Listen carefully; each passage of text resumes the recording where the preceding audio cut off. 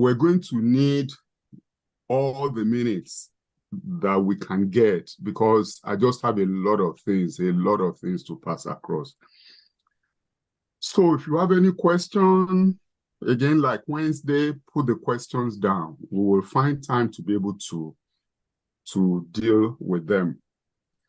In our last lesson on Wednesday, we studied about the superpowers of Daniel. And we confirmed then that history has been following Daniel's prophecy virtually like a roadmap. All those four kingdoms of Babylon, Medo-Persia, Greece, and Rome rose and they fell after one another, just exactly as the prophecy said they would. And in chapter 7, verse 8, the prophecy shifts our attention. We're studying chapter 7 now. The prophecy shifts our attention from the lion, the bear, the leopard, and the terrible fourth beast.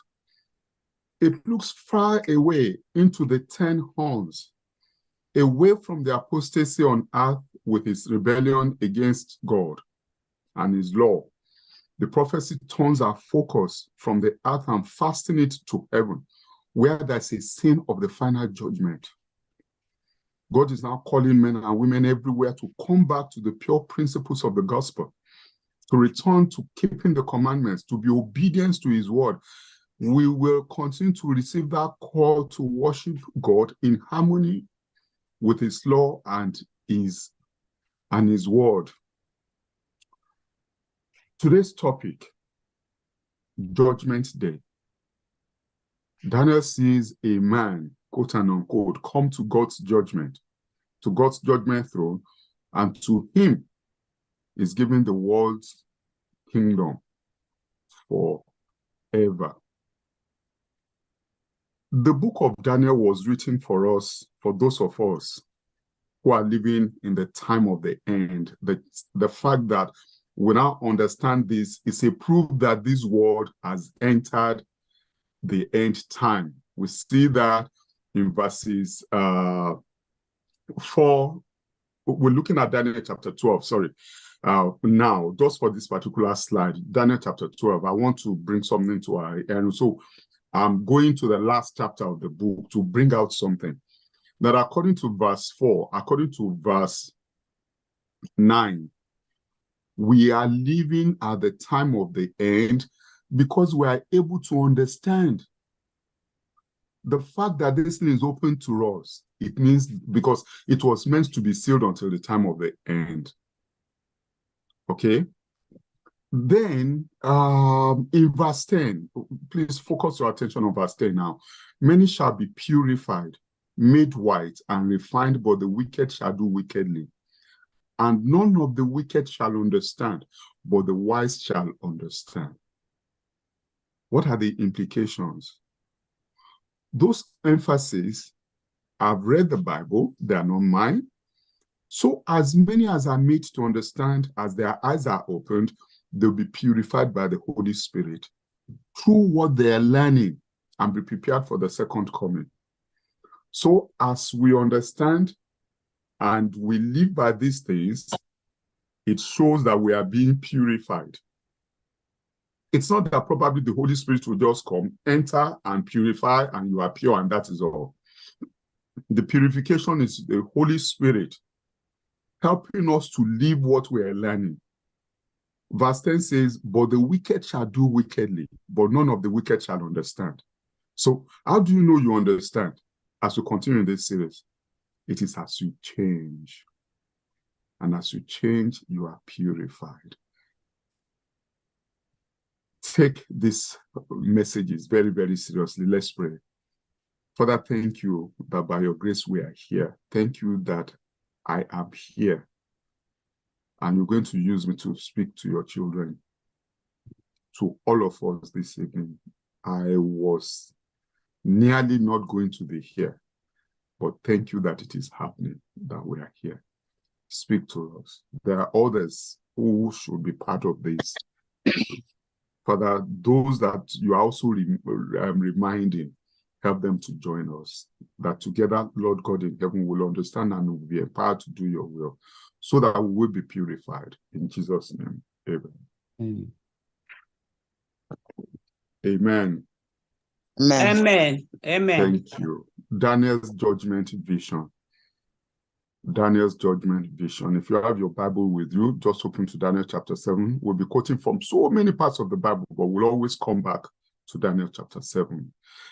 Let's remind ourselves of the scene that flashed before Daniel as he watched the little horn and listened to his great claims concerning God, his people, and his laws. Daniel wrote, I watched till the thrones were put in place, the court was seated, and the books were opened. Wow. Okay. At this point, Daniel's attention was suddenly drawn from earth to heaven. That's why suddenly he was seeing things that were happening in heaven. Note the title that God gave to that Daniel gave to God as the Creator came into his judgment throne in a fiery chariot. The Ancient of Days, the ageless one, the one that was not created, the one with no beginning and no end. And then, verse 10, there were thousands of attendants standing before the throne. They were angels. The judgment is about to start. In the judgment scene, the Ancient of Days gave to the Son of Man authority, glory, power, and a kingdom. And then the judgment was made in favor of the saints. Note that.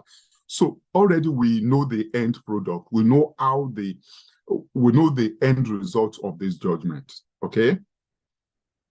The Father gave the Son authority, glory, power, and a kingdom. The Son already told us that. I have all authority in heaven and on earth. Therefore, go. Okay? But then in this particular judgment, all those that are designated as saints of God, all the ones that are purified, all the ones that have been doing his will and obeying him, judgment will be made by his grace in our favor. Many people fear the idea of judgment.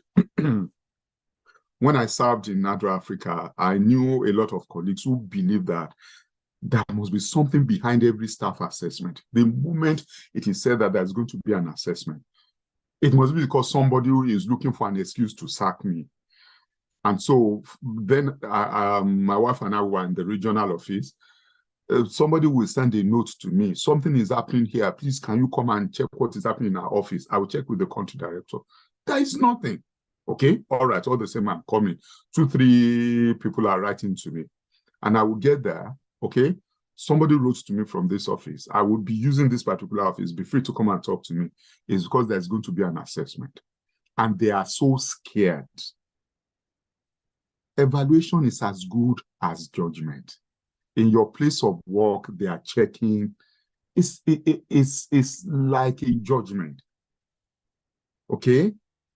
And I discovered that most of the time, what we fear rather, is just the state of our mind, not because somebody is out to get us.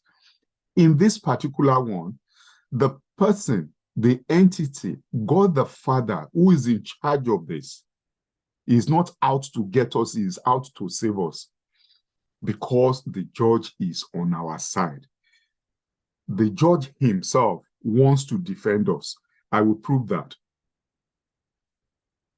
What happens to the little horn at judgment? I will come back to the judge himself wanting to save us. And we will see it. We will see it.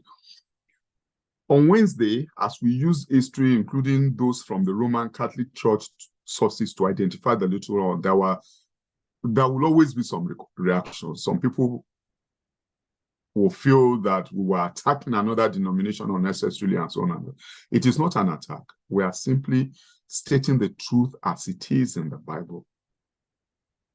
Please, I want to state this clearly. If anyone is able to convince me that what we are teaching in this series is wrong, it's not biblical, I will follow the teaching of that person. I'm that confident. And I've been saying this for years. I dare say for decades. openly, even in face-to-face seminar, to say, please come. Let's sit down. The same way in which I'm saying, let's do question and answer. Let's discuss. Be free.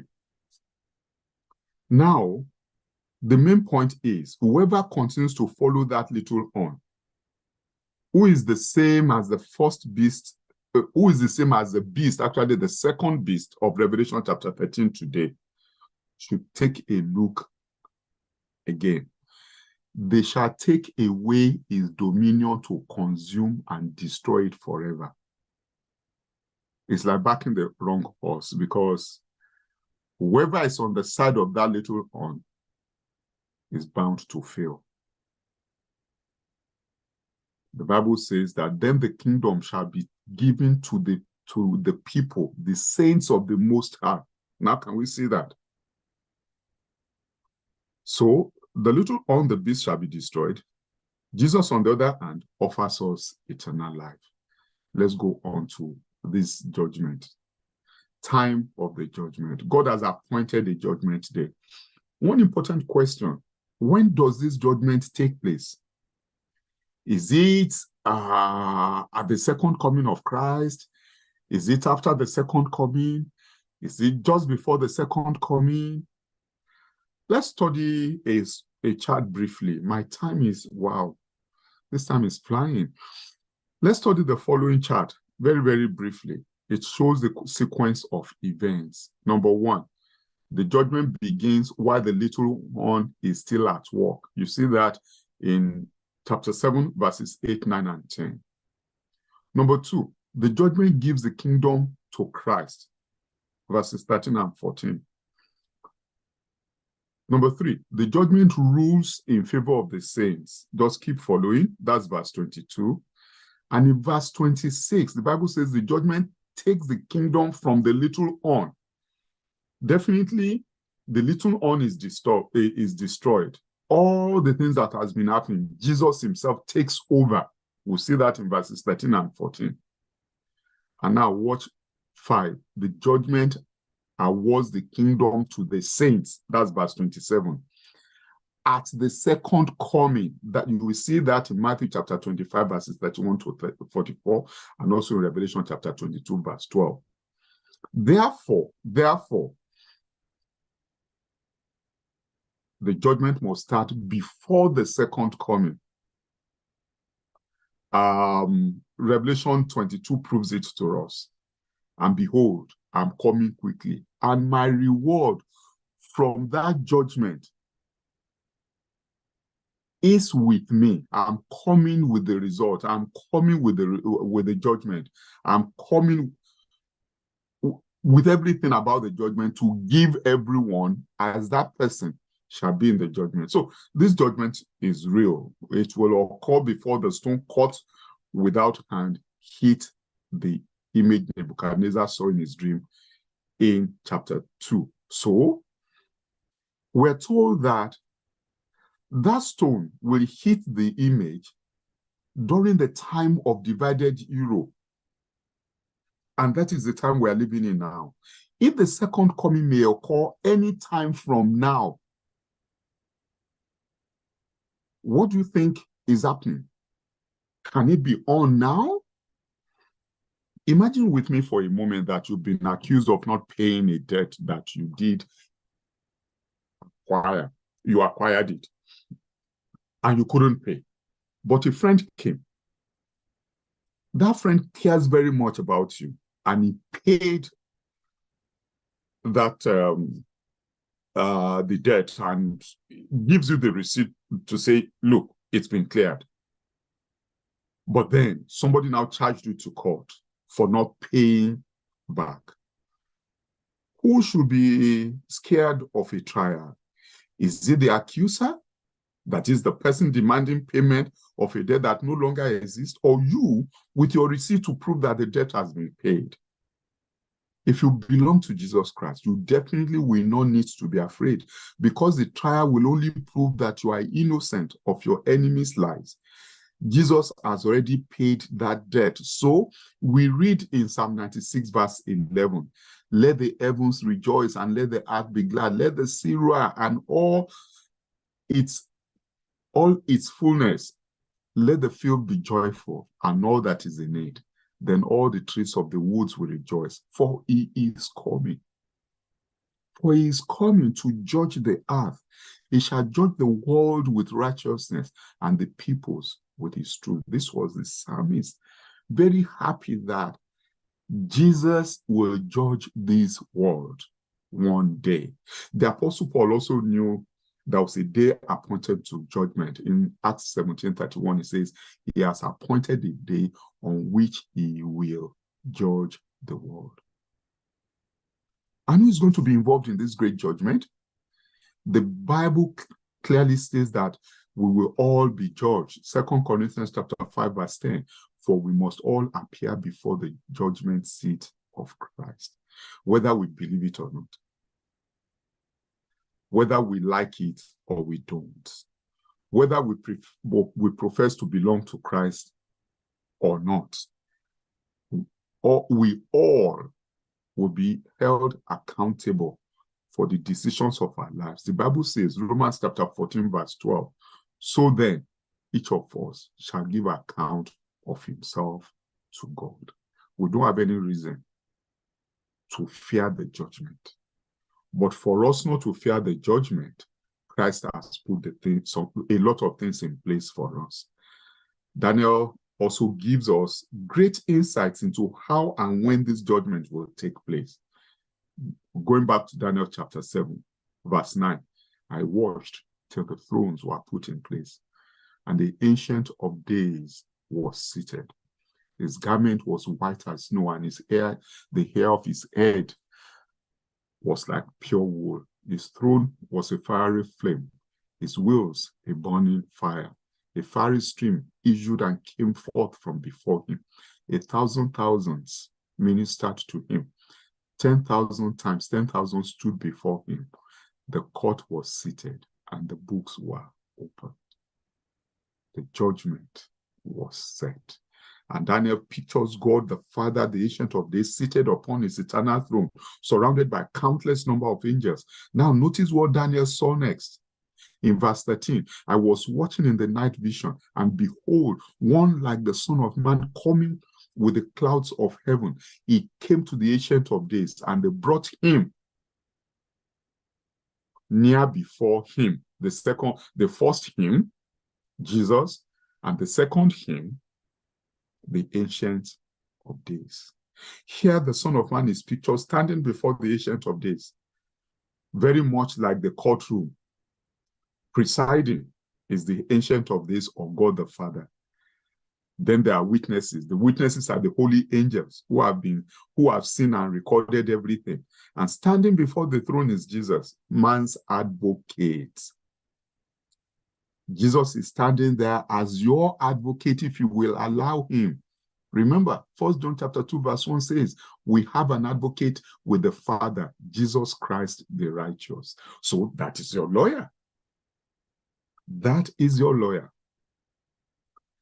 So now, everyone seems to be there, except the person that is supposed to be tried. And this is true. But let us notice something that the Bible says. Daniel chapter 7, verse 10, the court was seated and the books were opened. Evidently, these books contain the records of the deeds of those who stand trial. Solomon wrote in Ecclesiastes chapter 11, verse 9, rejoice, O man, in your youth, and let your heart cheer you in the days of your youth. Walk in the days of your heart, in the ways of your heart, and in the sight of your eyes. But know that all this God will bring into judgment.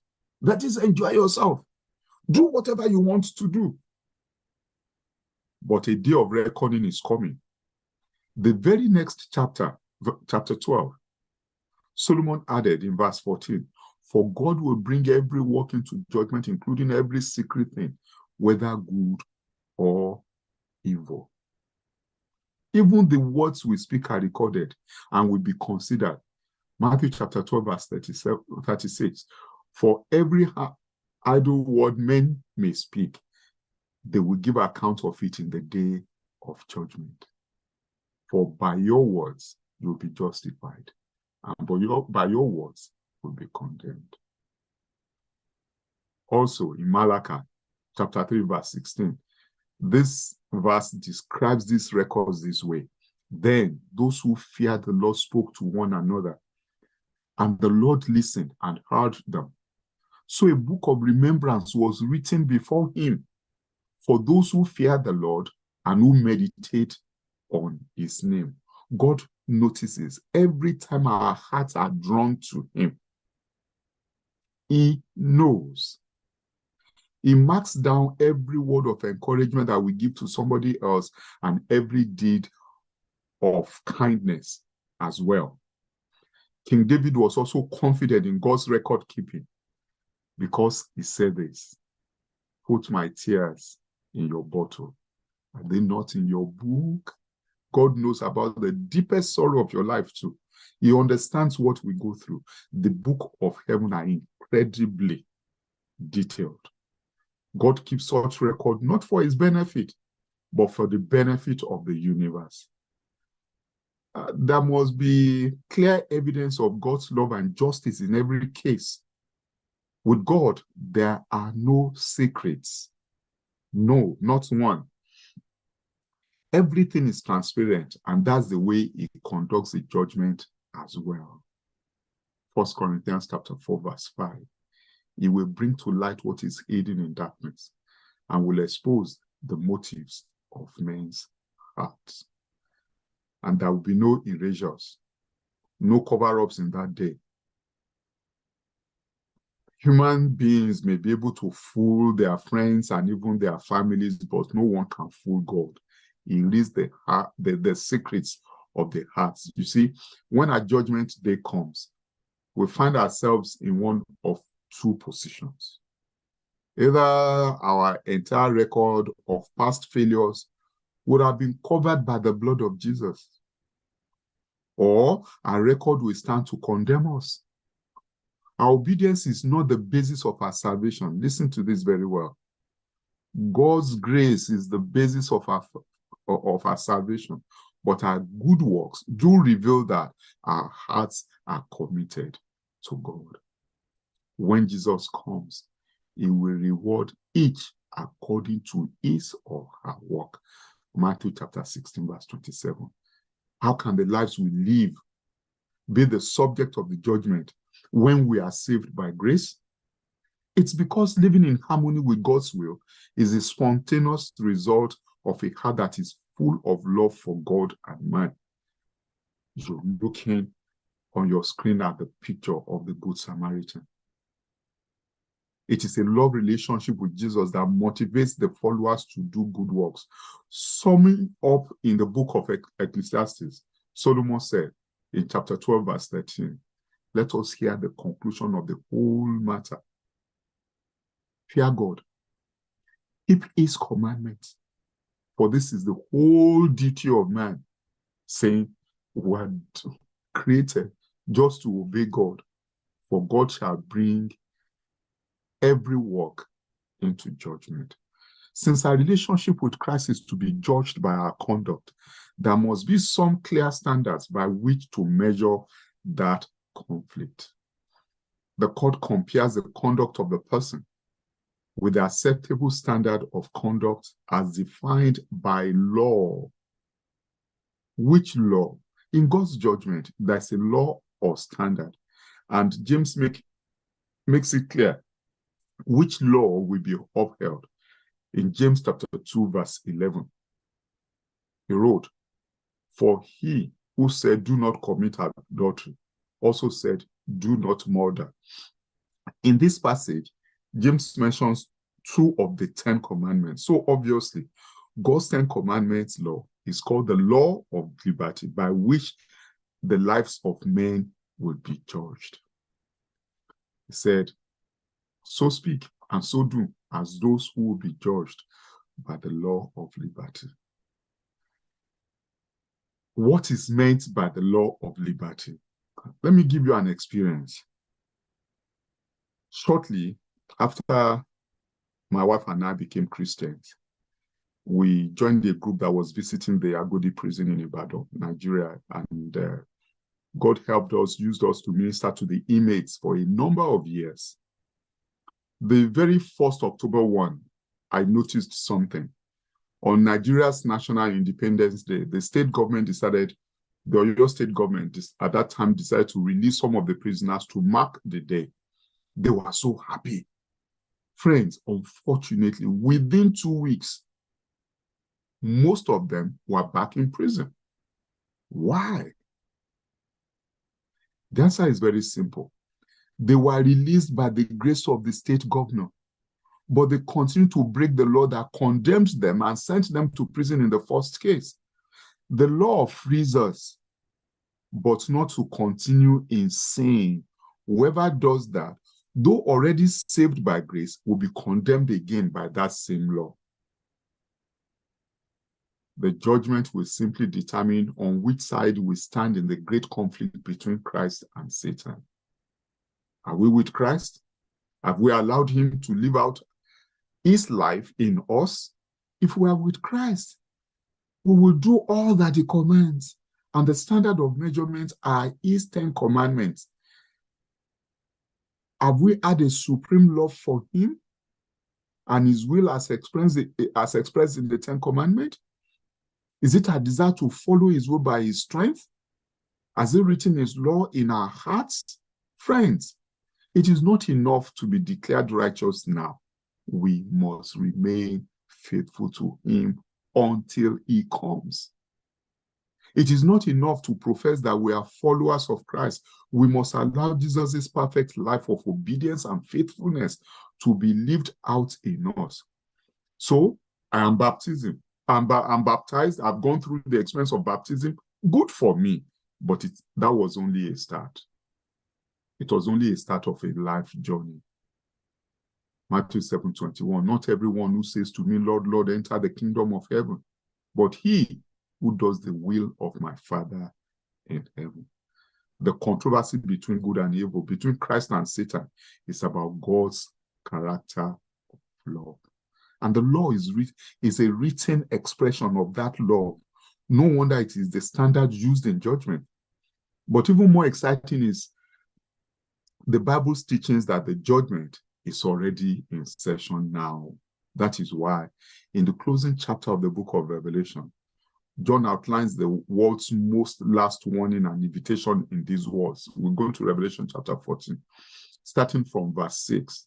Then I saw another angel flying in the midst of heaven, having the everlasting gospel to preach to those who dwell on earth, to every nation, tribe, tongue, and people, saying with a loud voice, fear God, give glory to him, for the hour of his judgment has come, and worship him who made heaven and earth, the sea, and springs of water.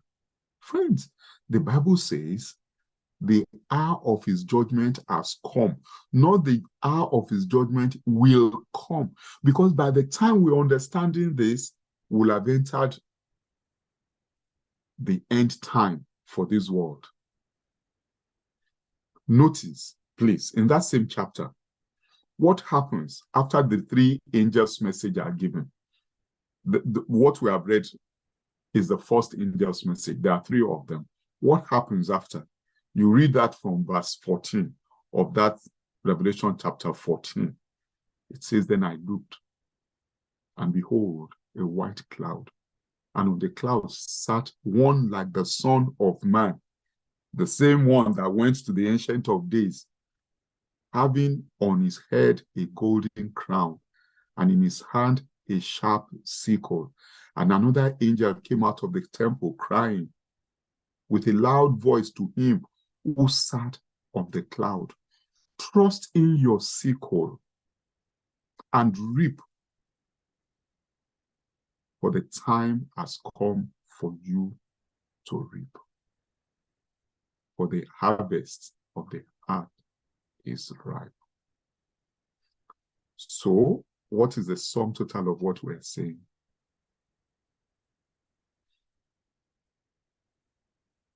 The judgment has started.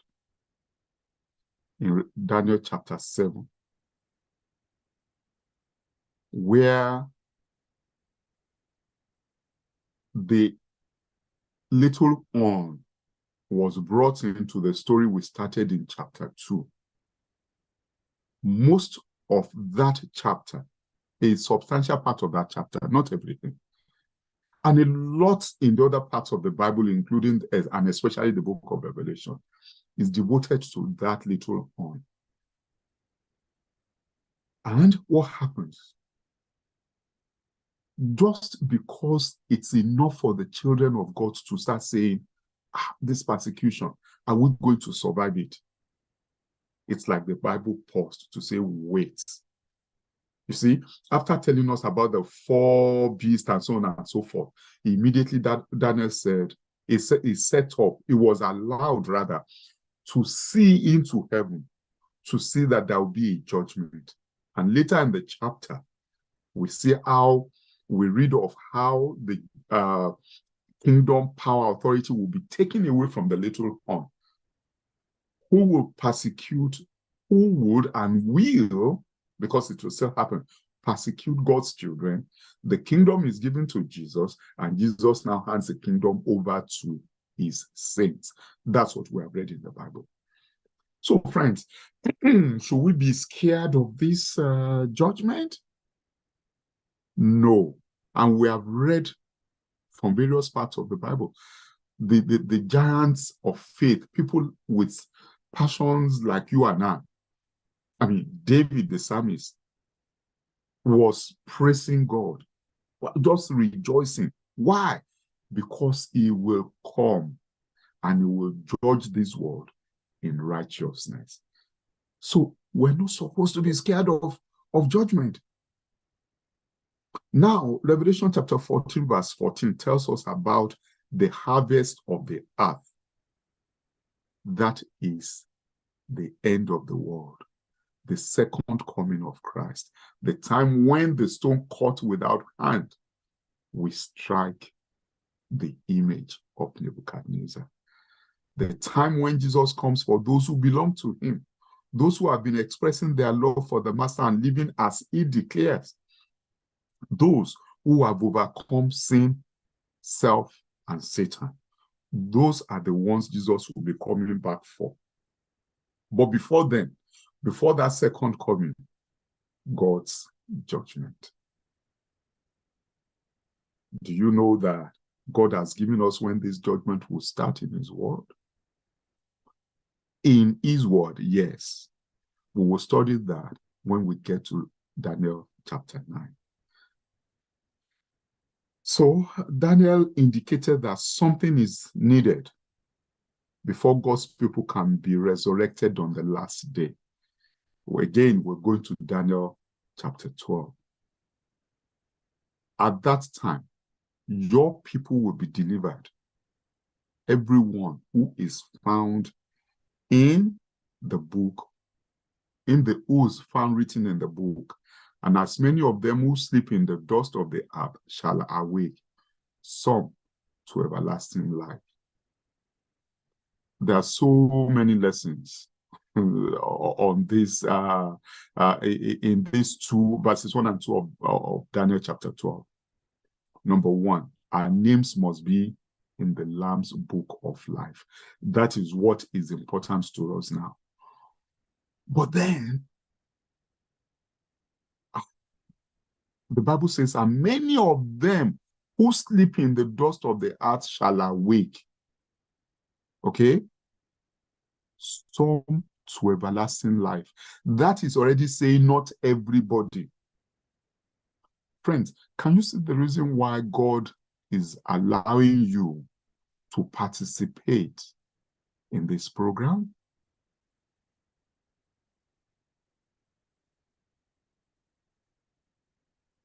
Think of that very well. God has brought you here for a purpose. God has brought us here for a purpose. That is the reason why we're here. So the question, will it be well for you? Will it be well for me in judgment? What determines our fitness for a place in God's kingdom. A, John chapter 3, verse 16. For God so loved the world that he gave his only begotten Son, that whoever believes in him should not perish but have everlasting life. The believe here is an action word because it must be seen in our lives.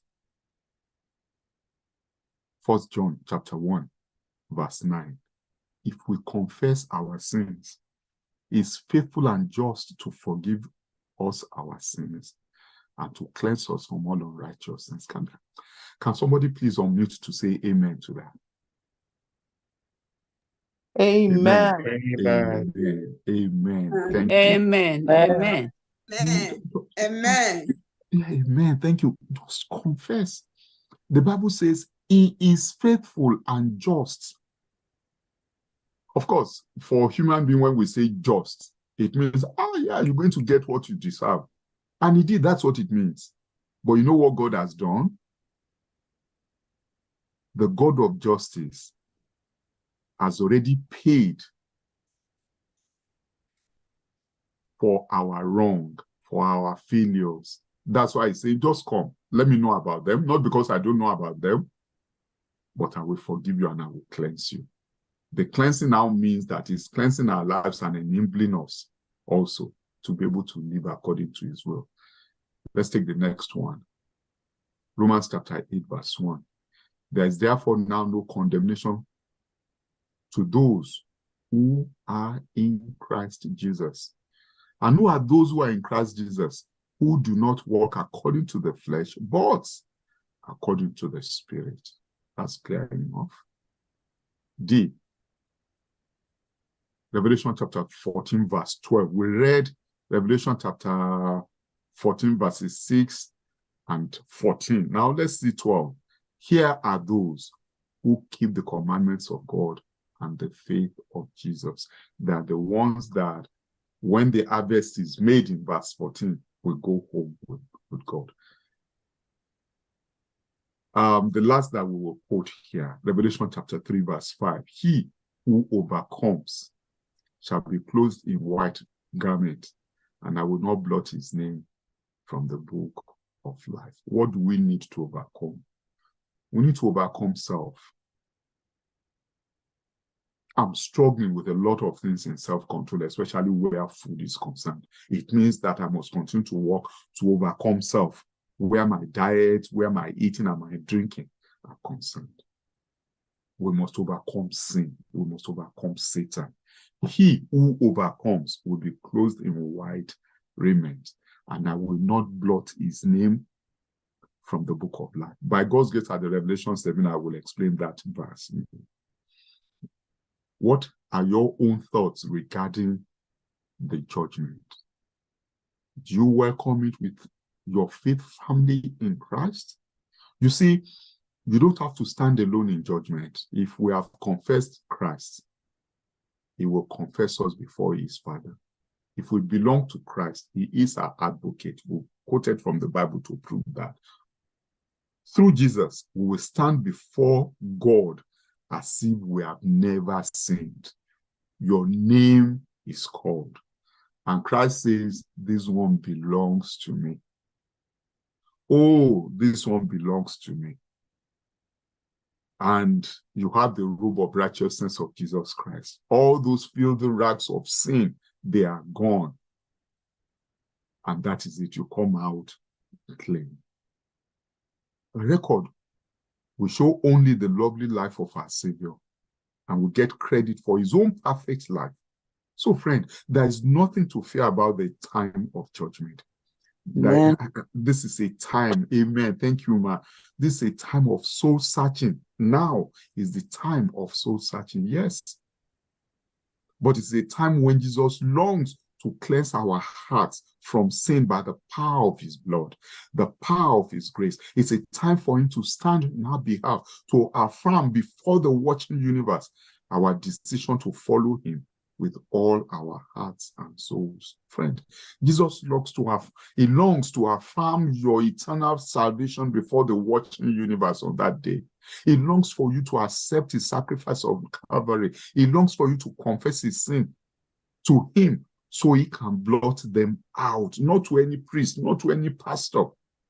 He longs to have your name written in the book of life. Would you like to open your hearts to Jesus now? Would you like to ask him to take out of your life anything that will keep you from being in his kingdom? Would you like your sins covered with the blood of Jesus? It means that it is being blotted out completely. Would you like Christ to step forward and say, yes, this man, this woman, this one is mine. I've forgiven their sins. I've canceled their debt. I've pardoned their guilt. Their sins are covered with my blood. Blot them out of the records forever. If this is your desire and you want to say, yes, Lord, take my life. I want to be yours. I'm going to ask you to please bow down and pray with me at this time. You know me, it's not a long prayer. We're going to have a prayer. We're going to have a prayer time after. But there's something that I want to ask for this evening. Is there anybody who on this platform now who never took this step before? Jesus is calling such a person. Or you are thinking, yes, I've taken this step before, but with what I'm hearing, I know that I've gone wrong. And I want to start afresh in Jesus. What I want you to do is raise up your hand where you are virtually. Oh, yes, everybody will see it. Remember, what Jesus wants to do is actually to confess you before the entire creation, before the universe. And he wants everybody to know that you belong to him. So please, I don't want anybody to be ashamed of saying, no, I'm not going to raise up my hands. Please, perchance, thank you very much. Thank you. Thank you. I've seen at least one hand being raised. And I thank God for that. Is there any other person? This evening, Jesus, amen, amen. Jesus wants to cleanse us. Jesus wants to take us over. Jesus wants to be there for us. Jesus is saying, this one belongs to me. Amen. Amen. Thank you very much. Thank you very much. We thank God for this. We thank God for this. Let us pray. Let us pray. Dear Father in heaven, thank you for sending Jesus to shed his blood on our behalf. And we praise your holy name for inviting us to exchange our guilt, our sin, our stained characters for his perfect righteousness. And we thank you for this message on judgment. Thank you, Father, for doing a work in our hearts as we cooperate with you to cleanse us from sin and write your law within our hearts. Thank you, Father, for the promise that through your plan of salvation, including the same judgment that we've gone through, that we've studied this evening, you are restoring this world and your people to your perfect plan. Thank you, Father, for the promise of a new heaven and a new earth where righteousness dwells. Father, we long to be part of that perfect world. We long to be reunited with you, to see you face to face. And I thank you for those whose hands are raised. I thank you for everybody on this platform whose hearts and heads are bowed before you in humility, in total submission this evening. For we are all saying, yes, we are sinners. Cleanse us. Yes. But Father in heaven, especially for those whose hands are raised, I am grateful. As we give our hearts and our lives to you this evening, we ask, Father, that we will always choose our relationship with you over the things of this world. So that indeed we have that victory over self, over sin, over Satan. We know that we can't do it on our own. That's why we are submitting to you. Take us over, Father in heaven. Amen. I pray that you write our names in the book of life. Yes, Lord. Amen. And that by your grace and through your power, they will remain there. Amen. Thank you, Father. Amen. Amen. Thank you. Thank you, Lord. Perchance there are still people who have questions. Father, I pray that your Holy Spirit will help. We ask and we pray for all these things in the mighty name of our Lord and Savior Jesus Christ. Amen. Amen. Amen. Amen. Amen. Amen. Amen. Amen. Friends, the tendency for me is just when it comes to judgment to just continue to talk. When it comes to the issue of our relationship with God, we're keeping this topic in mind because we have not finished it.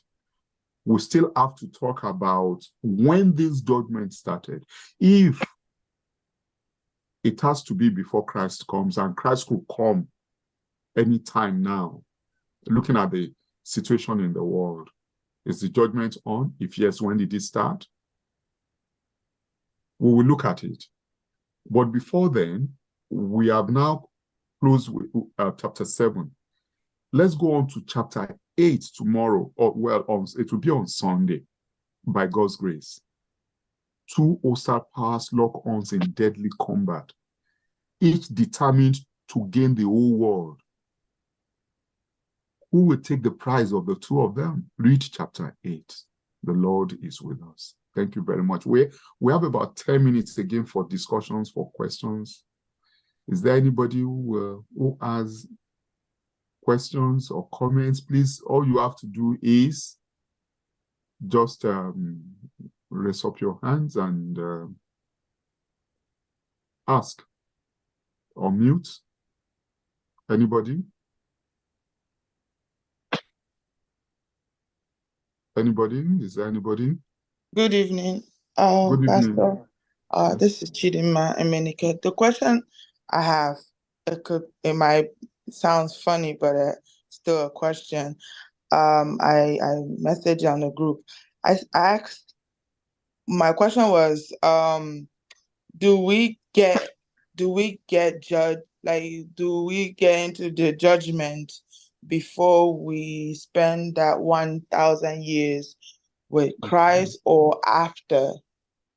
Very, very, very good question. Please, thank you very much, Sister Chidinma. Let me first tell all of us this. There is no question that is funny. There is no question that is not important.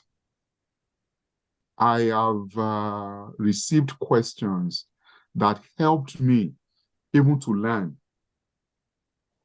Please, don't you ever think that, oh, this guy must know everything. No. I was watching a program earlier today with my wife, and there was this lady talking about natural remedies, and she was virtually teaching biology, and the way she was quoting the Bible, she was not looking at anything because she was in the church, she was on the pulpit, and the way she was quoting the Bible, and I thought, why can't I do this? So we all continue to learn. So I plead with you, no question will be considered funny or will be considered unimportant. We are all here to learn. So the question, what about where does the 1,000 years come into this? I think it was lesson 3, after we studied chapter 2, that we looked at the second coming. But that's fine, because by the grace of God, when we get to the Revelation seminar, we'll go through it again. The 1,000-year period, according to the book of Revelation, starts at the second coming. It starts at the second coming. And do you know what? It will end with the third coming. That's something that most people don't know, but it is there in the book of Revelation. Jesus will come again. At the second coming, Jesus is coming with his angels for his saints on earth. At the third coming, after the 1,000 years, Jesus is coming with his saints in the New Jerusalem. At the second coming, which is what we are expecting, Jesus will not touch planet Earth. So anybody walking and saying, I am Christ, that person is a fake. It is at the third coming that Jesus will land on planet Earth. And the Bible says the earth will become the headquarters of his kingdom. I hope I've answered your question. So are you saying that that's how I was asking, like that 1,000 years that we will spend with Jesus, is it before the judgment or after the judgment? The judgment will take place before Jesus comes the second time, which means before the 1,000 years. Yeah. The judgment is what will produce those who will be with Jesus during the 1,000 years. Yes. So the judgment is before the 1,000 years. Okay. All right. If you have my email address, please just write to me. And I will send you a chart that will explain this. Or just, you can even just wait. I think we'll still get to somewhere where we will deal with all this. But if you have any question, write to me. I've shared my email address. So those who want to, please do. Thank you very much, Sister Chidinma. Any other question? You're welcome, Pastor. Thank you. Is there any other person? Any other question? Even what we tweeted on Wednesday? All right. If there is none, I will hand over them. May the Lord continue to be with us all. Amen. Amen. Amen. Amen. Amen. Amen. Amen. Thank you so much, sir. We're always grateful. Thank you. Thank you. And I pray that the Lord will renew your strength and continue to bless you more. Amen. Amen. Amen. It is time for testimonies and prayer requests. If we have testimonies and prayer requests, let us feel free to say it out or type it in the chat section. And Sister Dodema will take all of them to God in prayer.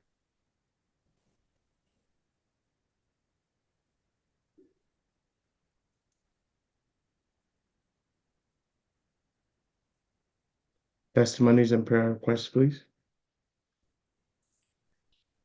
My name is Beatrice. My name is Beatrice. I'm thanking the Lord that has kept us alive till this moment. Some people who started this in other place, who started this lesson with us may not be here today, but we have been here. God has all the time been guiding us. So we are grateful that we are hearing all these words alive so we can make change in our places where we are not really faithful. So we become faithful because we are getting ready to go with Christ whatever time he comes. So we are grateful. Thank you, the preacher, for guiding us all this way in Jesus' name. Amen.